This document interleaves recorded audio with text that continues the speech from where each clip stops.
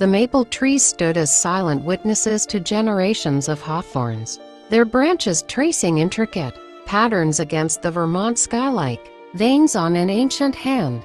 In the autumn of 1952, these sentinels of the land blazed crimson and gold, their leaves whispering secrets to a wind that carried the chill of coming winter.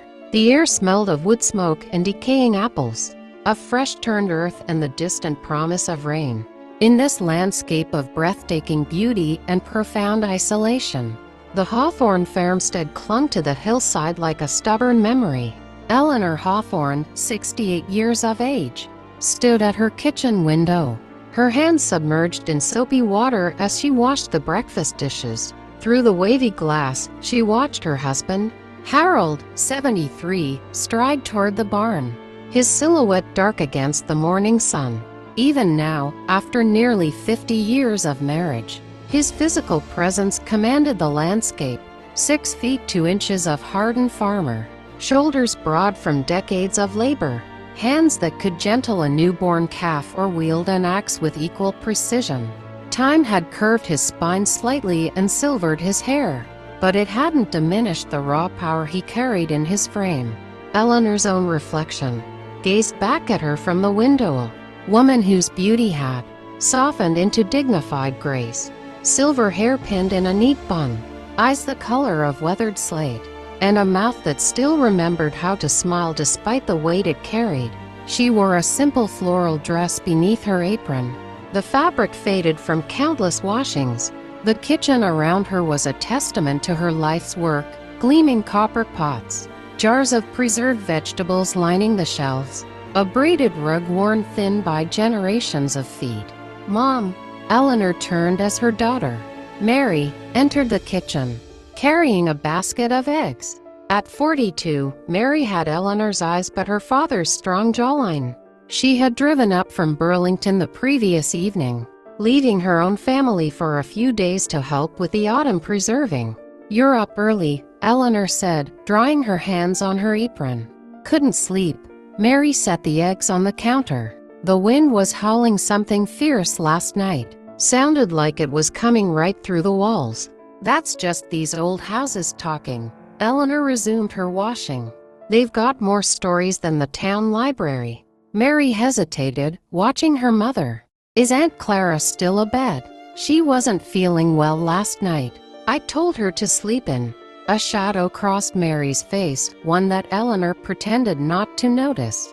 There were currents in this household, deep and dangerous, that everyone navigated with care.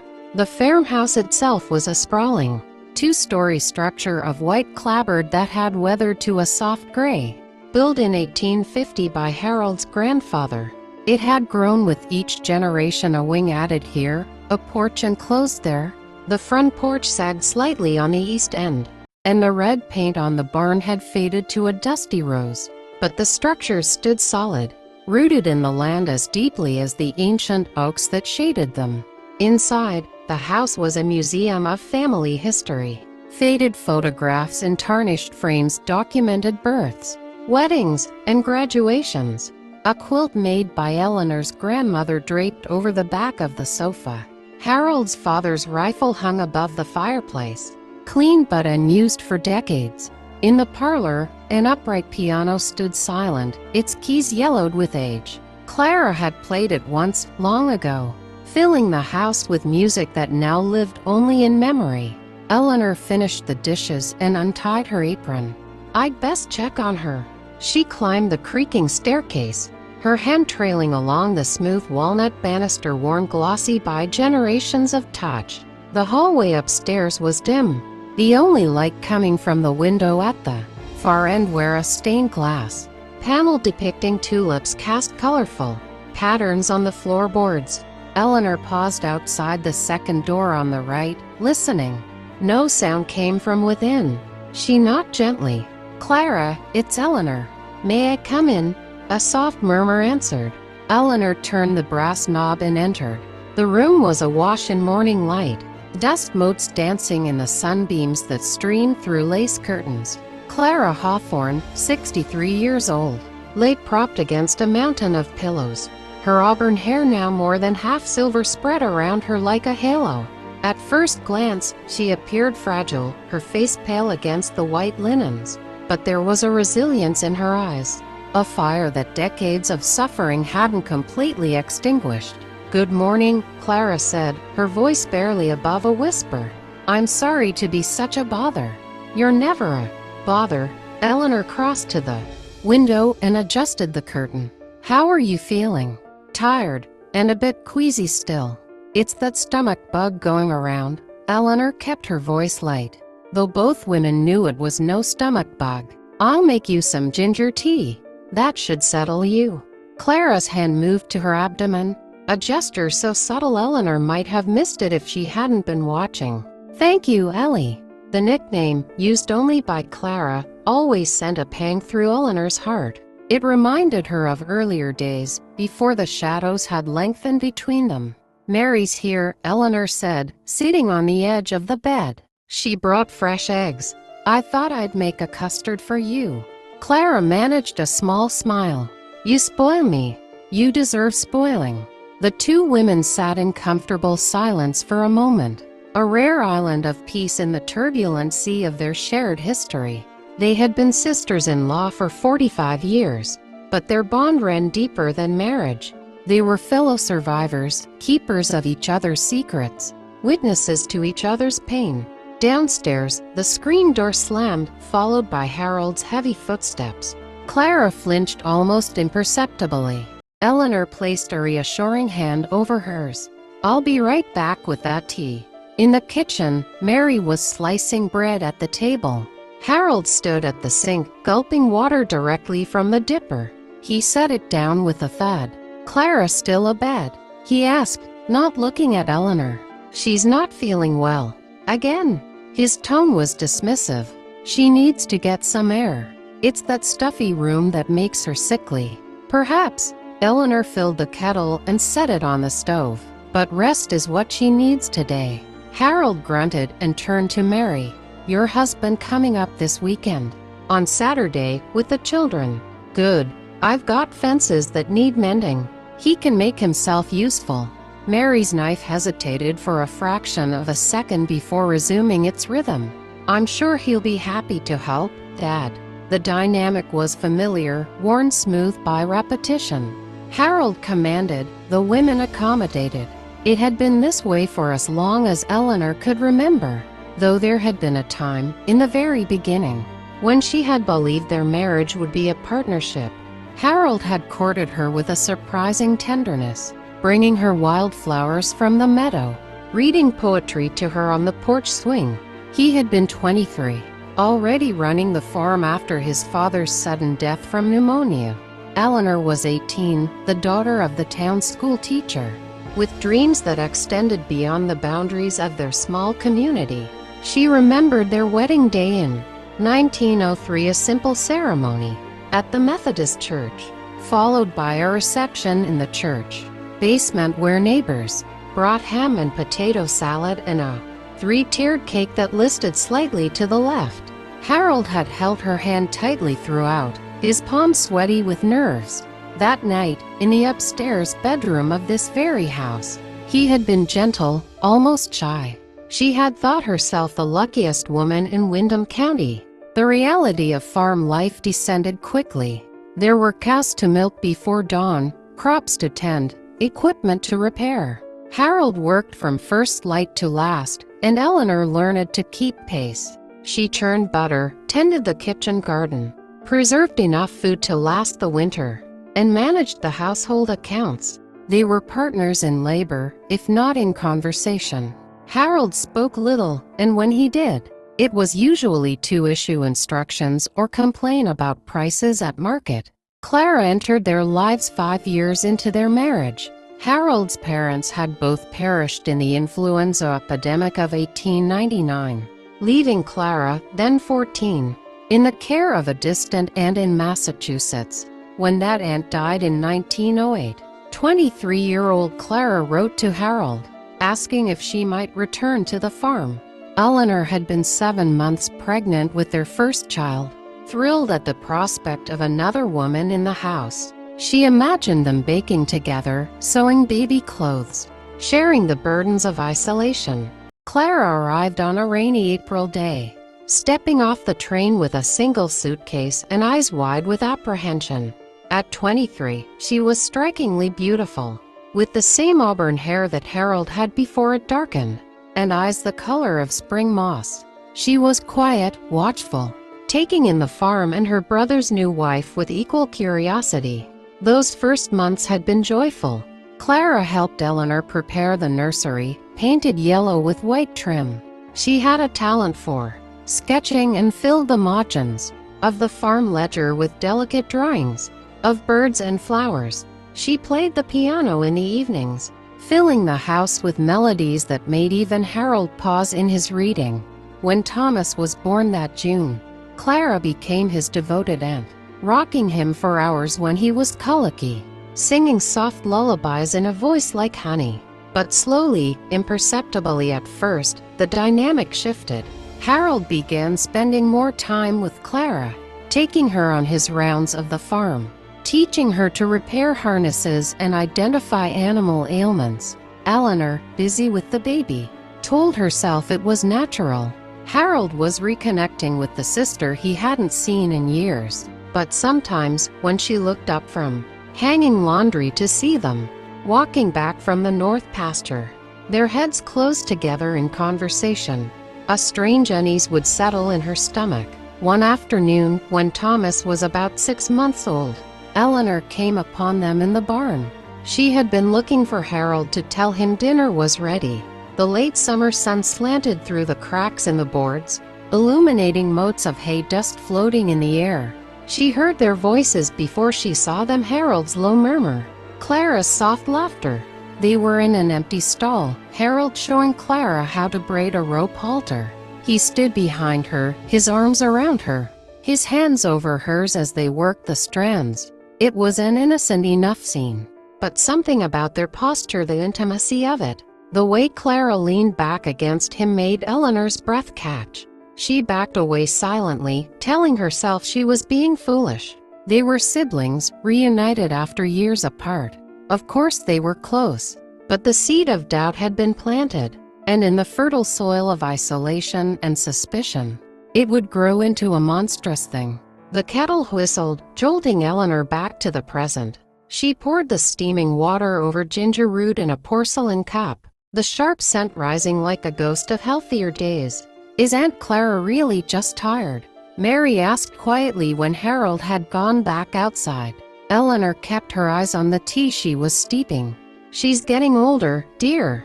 These things happen." Mary didn't press further, but Eleanor could feel her daughter's worrying like a physical presence in the room.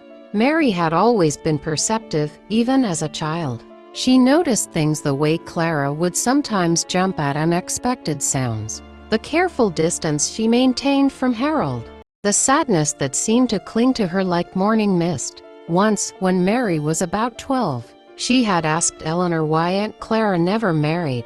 She had suitors, Eleanor had answered truthfully, but she chose to stay here and help with the farm.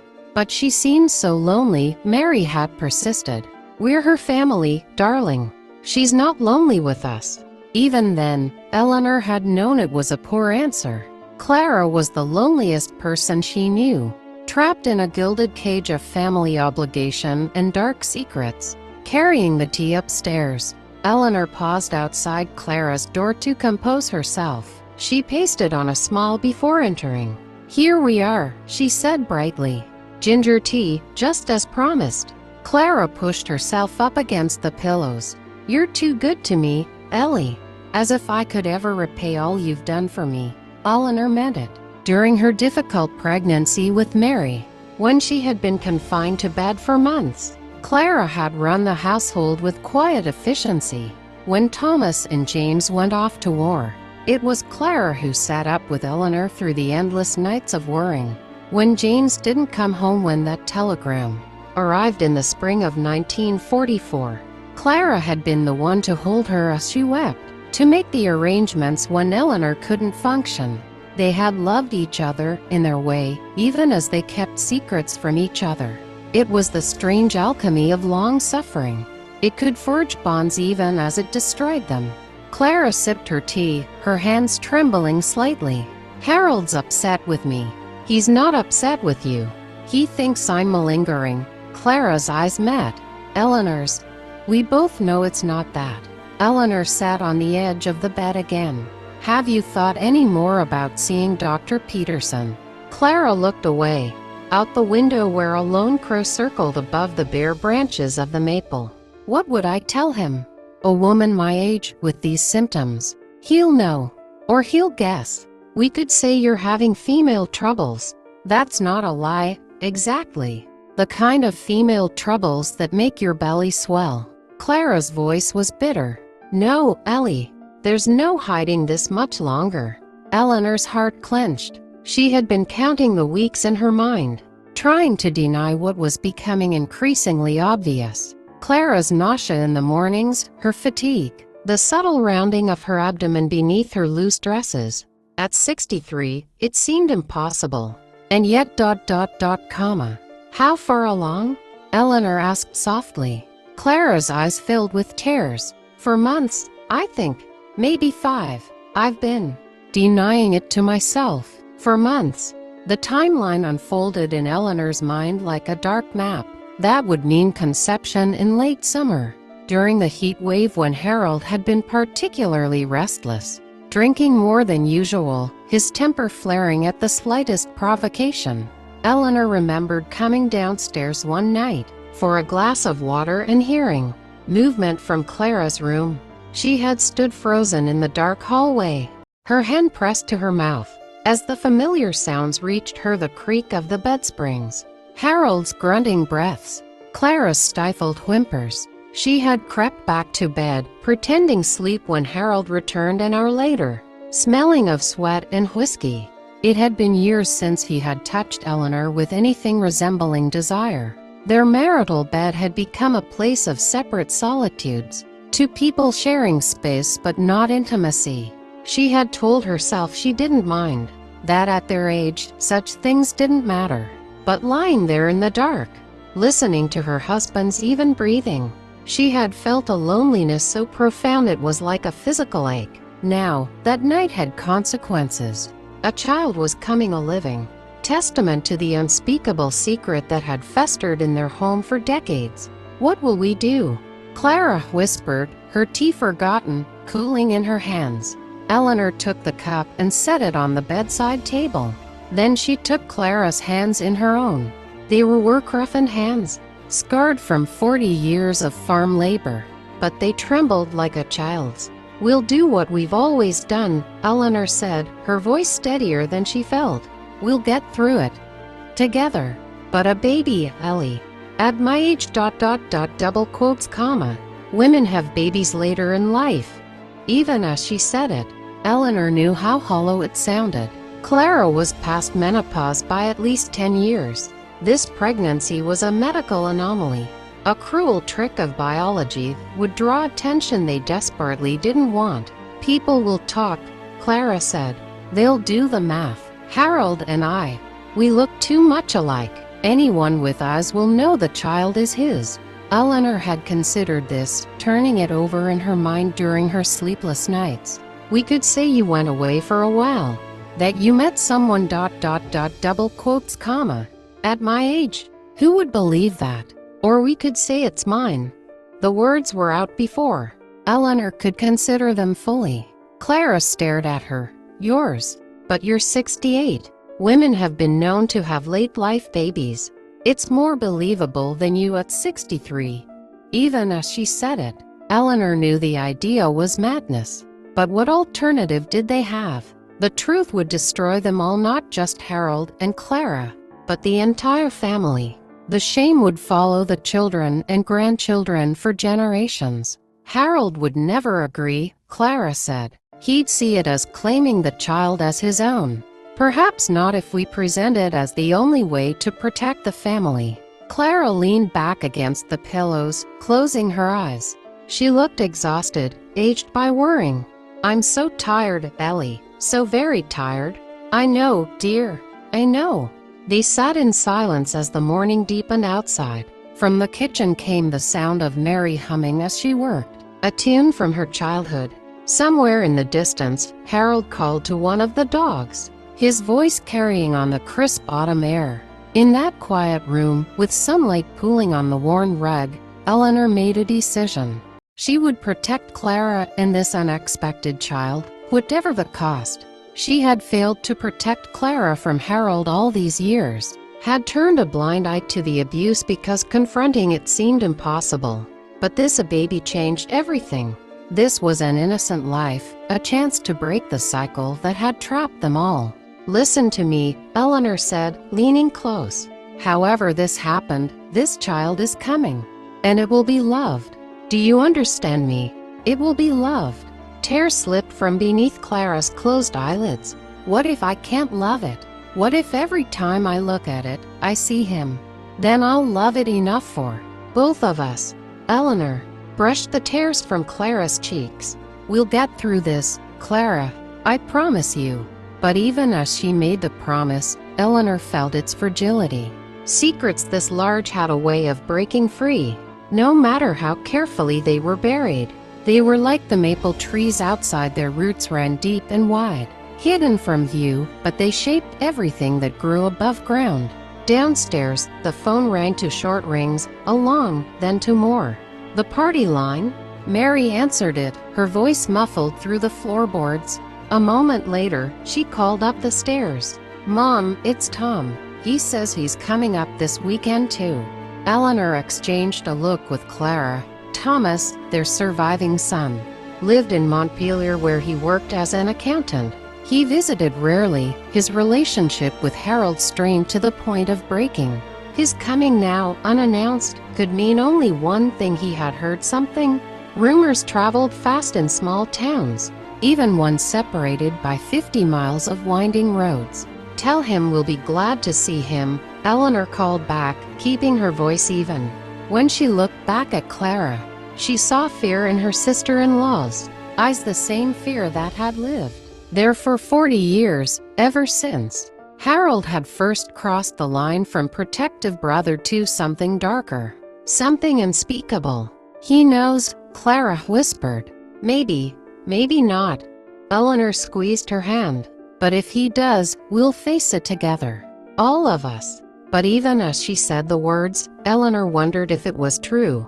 Could a family this fractured ever truly stand together? Or were they destined to splinter under the weight of their secrets, scattering like leaves in an autumn wind? Outside, the maple trees stood witness, their branches etched against the sky like accusations. The wind picked up, carrying away the last of the leaves, exposing the stark skeletons beneath. Winter was coming, and with it, a reckoning decades in the making. The autumn of 1952 surrendered to winter with a reluctance that mirrored the mood at Hawthorne Farm. November arrived wrapped in gunmetal skies and a biting wind that swept down from the green mountains, stripping the last stubborn leaves from the oaks and maples. The fields, once golden with wheat and corn, lay fallow and brown, awaiting their blanket of snow.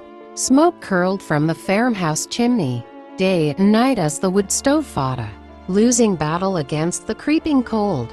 Inside, time seemed to move differently. Clara's condition, once deniable, became an undeniable fact. By mid-November, even the loosest of her dresses could not conceal the rounding of her abdomen. She took to wearing one of Harold's old work shirts over her dresses, the heavy flannel hanging loose enough to disguise the truth for a little while longer, but not forever. Eleanor watched the progression with a mixture of dread and awe. At 68, she had long since made peace with her body's aging, the silver hair, the wrinkles mapping a lifetime of smiles and frowns, the stiffness in her joints on cold mornings. To see Clara's body betraying her in this way, reverting to a function of youth at an age when such things should be memories, felt like a cruel joke. And yet, there was something miraculous in it too, the stubborn persistence of life, refusing to be constrained by propriety or age. One frigid morning in late November, Eleanor found Clara at the kitchen table, her head in her hands. A half-peeled potato and paring knife lay abandoned before her. "Clara, what's wrong?" Clara looked up, her eyes red-rimmed. "I felt it move, Ellie. Just now, while I was peeling potatoes." Eleanor's breath caught. She pulled out the chair beside Clara and sat. "The baby?" Clara nodded, fresh tears spilling over. "It's real. However much I've tried to pretend otherwise, it's real." "May I?" Eleanor asked, gesturing toward Clara's abdomen. After a hesitant moment, Clara nodded. Eleanor placed her hand on the rounded curve, waiting. For a long moment, there was nothing. Then a distinct flutter, like the wing beat of a small bird, pressed against her palm. "Oh," Eleanor breathed. The wonder of it, the sheer, undeniable life of it struck her with unexpected force. For 45 years, she had been a mother, a grandmother. She knew this feeling, this first shy announcement of a new person entering the world. But never like this, never under such circumstances. "It's strong," she said, her voice thick. Clara covered Eleanor's hand with her own. "What are we going to do?" It was the question that hung over every moment, every conversation, every silent meal. What were they going to do? The fiction that the baby was Eleanor's grew less plausible with each passing day. At 68, even the most generous observer would find a pregnancy remarkable. At Clara's 63, it was medically noteworthy, the kind of thing that might draw attention from beyond their small community. "We need to see Dr. Peterson," Eleanor said decisively. "If we're going to have this baby, we need proper care. And what do we tell him?" Clara's voice was edged with panic. "He's known me since I was a girl. He delivered Mary, for heaven's sake. He'll know the child can't be mine in any conventional way." Eleanor had been thinking about this. "We tell him you've been having female troubles, bleeding, that. You thought it was the change. But then the symptoms started. He'll want to examine me. Let him. He'll find what he finds. But we stick to the story you had no idea you could still conceive." It was a surprise. Clara looked skeptical. "And when he asks about the father, we say you met someone, a traveling salesman. It doesn't matter. What matters is that we get you proper care." The truth was, Eleanor was terrified. Pregnancies in younger women carried risks. At Clara's age, they multiplied exponentially. She had quietly consulted the medical books at the town library, her glasses perched on her nose as she read about geriatric pregnancies. The term itself made her wince. About the increased chances of high blood pressure, gestational diabetes, difficult labor. The statistics were not encouraging. But what choice did they have? Clara couldn't very well disappear for 9 months. Not with Harold watching her every move, with the farm requiring her labor, with the entire town knowing her habits and patterns. They were trapped by geography and circumstance, by the very life they had built. Harold, for his part, had become increasingly unpredictable. Some days he moved through the farm with a sullen silence, his eyes avoiding Clara entirely. Other days he would watch her with a proprietary intensity that made Eleanor's skin crawl. Once, when Clara was struggling to lift a basket of laundry, Harold had crossed the yard in 3 long strides and taken it from her. "You shouldn't be lifting," he'd grunted, carrying the basket to the line himself. Clara had stared after him, her face pale. "Since when does he care about my well-being?" Since the child became undeniable, Eleanor thought but didn't say. Harold saw the baby as an extension of himself, a testament to his potency even in old age. It was the same possessiveness that had driven his abuse all these years, now taking a new, equally troubling form. Mary had extended her stay, citing the need to help with winter preparations. But Eleanor knew her daughter was worried. Mary watched Clara with the concerned eyes of a mother, which she was. With 3 children of her own back in Burlington, she noticed the morning sickness, the fatigue, the way Clara's hands sometimes went to her belly in an unconscious, protective gesture. One afternoon, while Clara napped upstairs, Mary cornered Eleanor in the pantry. "Mom, we need to talk about Aunt Clara." Eleanor continued stacking jars of preserves, her back to her daughter. "What about her?" "You know what? She's pregnant." The word hung in the cold, still air of the pantry. Eleanor turned slowly. "That's quite an accusation, Mary." "It's not an accusation, it's an observation. I have eyes, Mom, and I've had 3 children of my own." Mary's voice dropped to a whisper.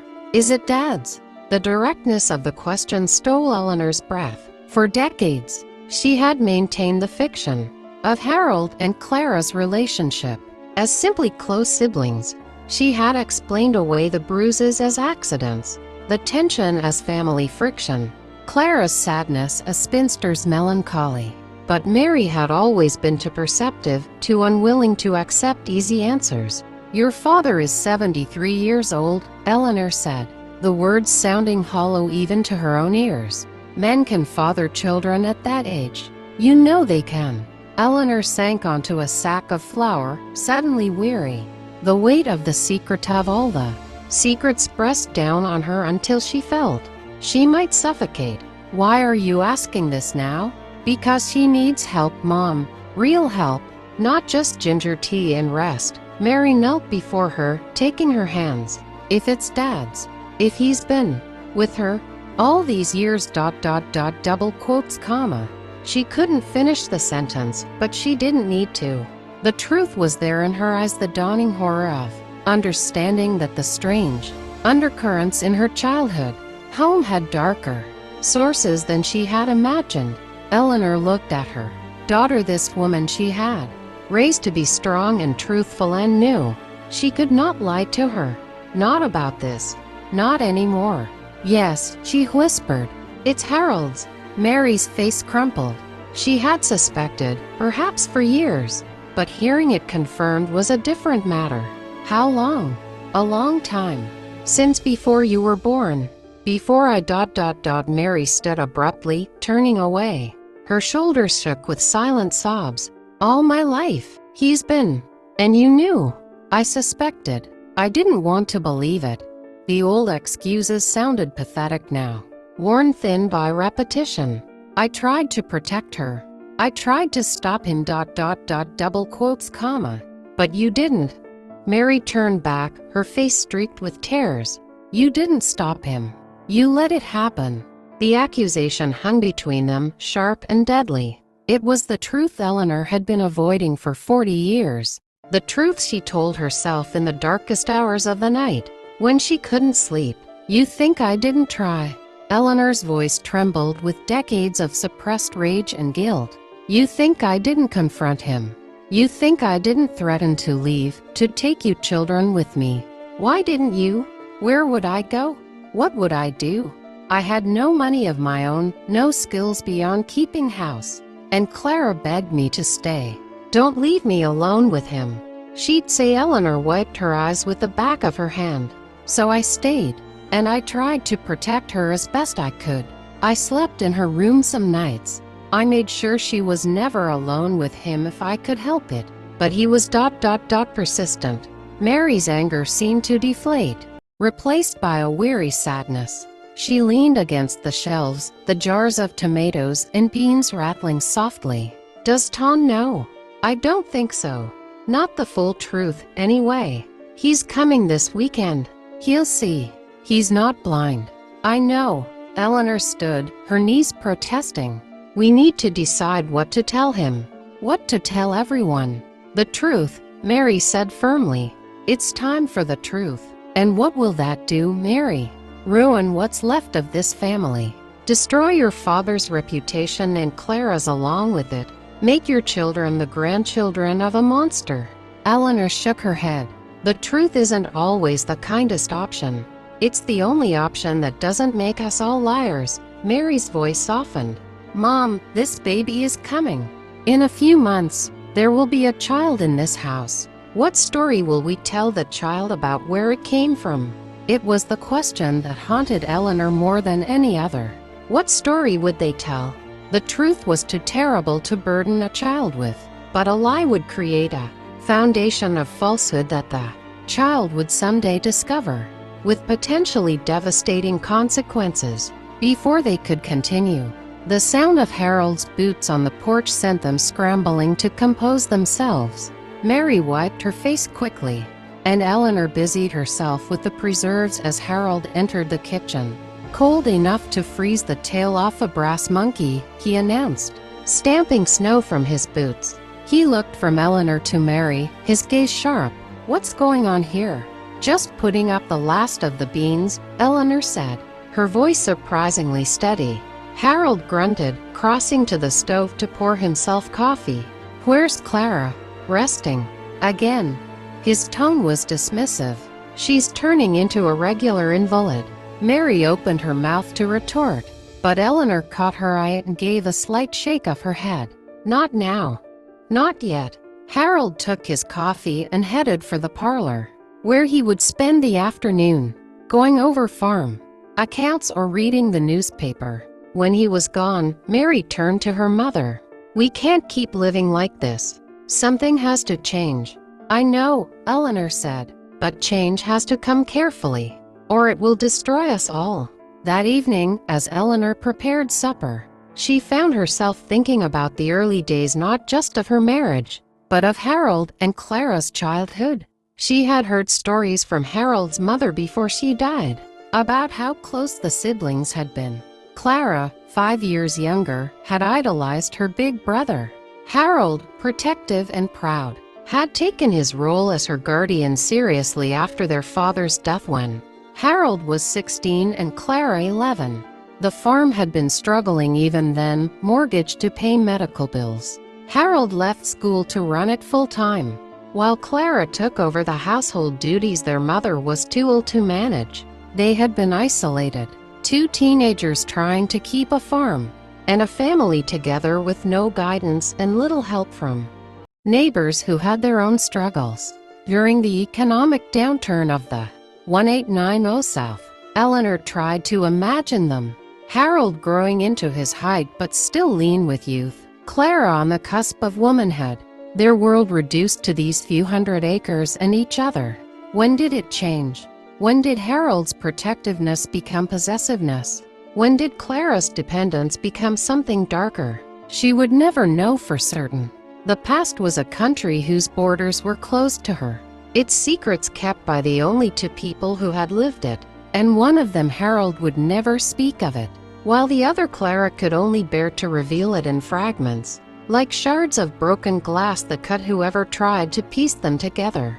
After supper, while Mary washed dishes and Harold dozed in his chair by the fire, Eleanor took a tray up to Clara. She found her sitting by the window, watching the first snowflakes of the season drift past the glass. "I'm not hungry," Clara said without turning. "You need to keep your strength up." Eleanor set the tray on the bedside table. "For the baby." At the mention of the baby, Clara's hand went to her abdomen. "I keep thinking about what kind of life it will have, born into this ... situation. It will be loved," Eleanor said firmly. "That's what matters." "But loved by whom? Me? A broken old woman who can't look at her own child without seeing its father." Clara turned, her face pale in the twilight. "You, as what? Its grandmother? Its aunt? What will you be to this child, Ellie?" It was the question Eleanor had been avoiding. "I'll be whatever it needs me to be." "That's not an answer." "It's the only answer I have." Eleanor sat on the edge of the bed. "We'll make a story, Clara, one that gives this child a family, a history, a place to belong." "And what about the truth? Don't children deserve the truth about where they come from?" "Some truths are too heavy for children too. Carrie." Eleanor thought of her own children, of Thomas, who had gone to war and come back changed, who carried wounds no one could see, of James, who hadn't come back at all, of Mary, who had always been too perceptive for her own good. They had all carried burdens, some of her making. She wouldn't burden another generation with this. Clara was silent for a long time, watching the snow accumulate on the windowsill. "I went to see Dr. Peterson today." Eleanor startled. "You did? When?" "This afternoon, while you were at the market." "I hitched up the buggy and went into town." Why didn't you tell me? I would have gone with you. I needed to do it alone." Clara's voice was steady, resolute in a way Eleanor hadn't heard in years. He confirmed it. 5 months along, and he had questions, of course, about the father, about my health, about how this could happen at my age. "What did you tell him?" "The truth." At Eleanor's sharp intake of breath, Clara continued, "Not all of it. I told him I'd been with a man, a stranger passing through, that it was a moment of weakness after too much sherry at the Harvest Festival, that I hadn't thought I could still conceive." Eleanor tried to imagine Dr. Peterson's face, the kind, elderly physician who had delivered half the town's children, who had treated Clara's childhood fevers and Harold's broken arm from a farming accident. "Did he believe you?" "I think he wanted to. He's known me since I was a girl. He wants to think the best of me." Clara's smile was bitter. "He gave me prenatal vitamins and told me to come back in a month. He said it would be a difficult pregnancy, that I needed to rest, to eat well, to avoid stress." The last instruction was so impossible it was almost laughable. Avoid stress in a house where every conversation was laced with tension, every look loaded with meaning, every day a negotiation of secrets and lies. He also said ... double quotes. Clara hesitated. "He said that at my age, there are increased risks. For me and for the baby." "I know." Eleanor took her hand. "We'll be careful. We'll take care of you." "That's not what I mean." Clara's grip tightened. He said, "There are options. It's not too late to ... end it." The words hung in the cold room. Outside, the wind picked up, whistling through the cracks in the old window frame. Eleanor stared at her. "Is that what you want?" "I don't know what I want." Clara's voice broke. "Part of me thinks it would be kinder, to spare this child the life it would have here, to spare myself the shame, the danger ... And the other part feels it move inside me and thinks, this is a life. However it was conceived, it's a life, and it deserves a chance." Eleanor thought of the flutter against her palm. That tiny, brave assertion of existence. You could give it up after it's born. There are homes, families who would take a baby ... double quotes, and live my whole life wondering. "No." Clara shook her head. "If I have this child, I raise it, for better or worse." The determination in her voice reminded Eleanor of